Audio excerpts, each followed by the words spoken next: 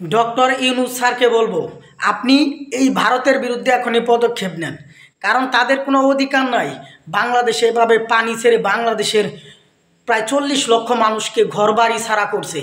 এদের বিরুদ্ধে আন্তর্জাতিকভাবে পদক্ষেপ নেন। তাদের কোনো রাইটই নাই বাংলাদেশে পানি ছাড়া।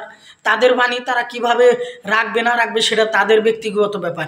তাদের দেশ বাঁচাতে তারা আরেক দেশের সাথে যুদ্ধ করবে, আরেক দেশকে ধ্বংস করবে। তাদের কোনো রাইট নাই আন্তর্জাতিকভাবে। তাই ভারতই একমাত্র বাংলাদেশের শত্রু। বাংলাদেশের আর কোনো শত্রু নয়, একমাত্র ভারত ছাড়া। পৃথিবীর সব দেশ বাংলাদেশের ভালো চায়, কিন্তু এই ভারত কোনো সময় চায় না যে বাংলাদেশ এগিয়ে যাক, বাংলাদেশ ভালো থাকুক।